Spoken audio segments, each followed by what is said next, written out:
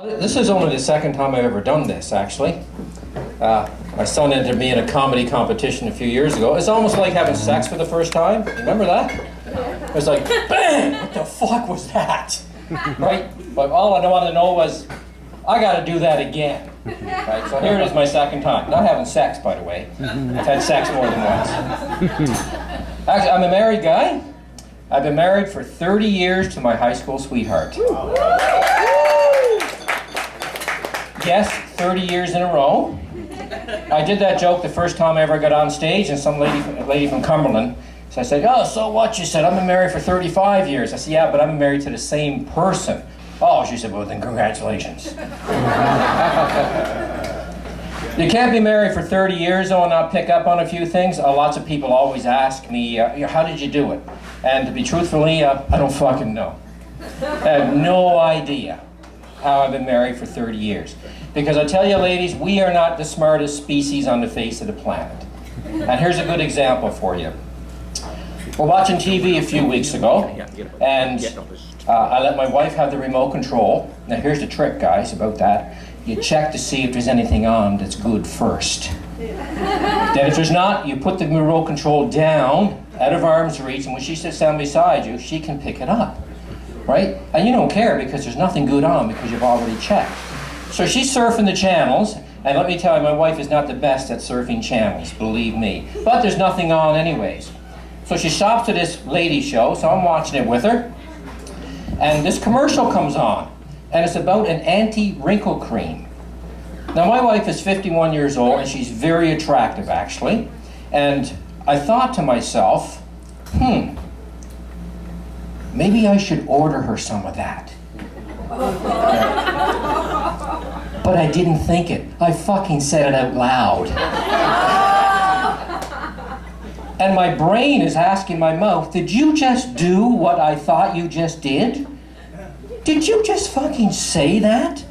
And I know I did because the TV went to mute immediately. And I'm afraid to look over because I know I'm in shit here. I know I'm in shit. My dad always told me too, maybe you should marry someone that's smarter than you. And let me tell you, that's every woman on the face of the fucking planet, guys. I'm sorry to say, they are all smarter than we are. Let me tell you that.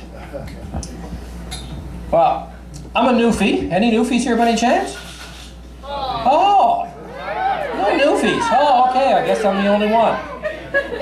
Now, there's only two things that newfies are really known for. Drinking and fucking, sorry. But you can probably tell that over the years, I moved away from home when I was actually quite young, and I lost most of my Newfie accent.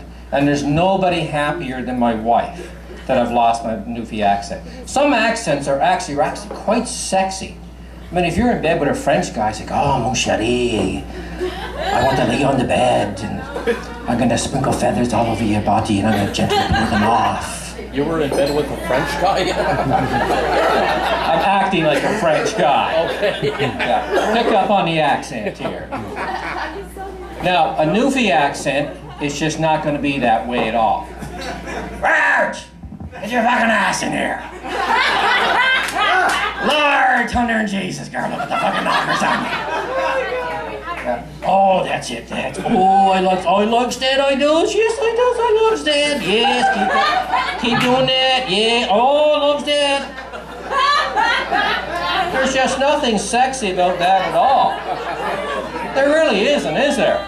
So she's very thankful that I lost my Newfie accent over the years. Now, when I drink, my wife tells me that, like, I'm a lush. I'm actually very touchy-feely, but not just with her, but with, well, maybe the wrong people, I'm not sure.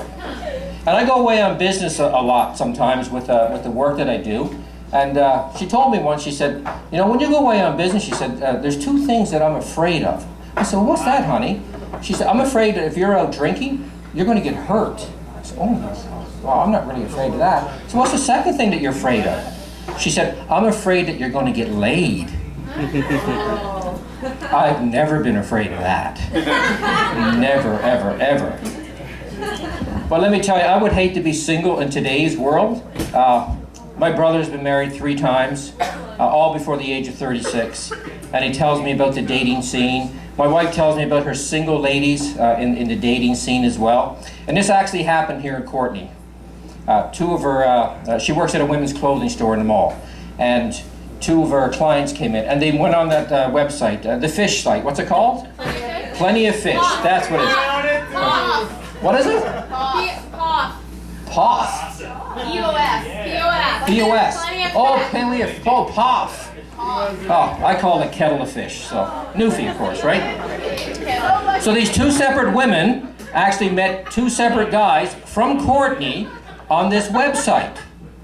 And they both had wonderful evenings with these guys. And these ladies were in their 50s, so I'm taking it the men were about the same age as well. And both men, at the end of the night, when they reached in for the goodnight kiss, this was their closing line. Do you want to touch my boner?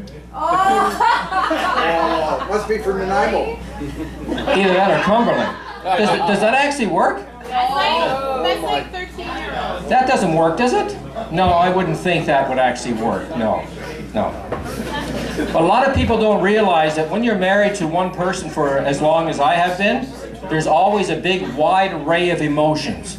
The person that you love the most in the world can bring out a wide spectrum of emotions. You love her so much, and on the other end of the spectrum, there's times that you absolutely want to fucking kill her.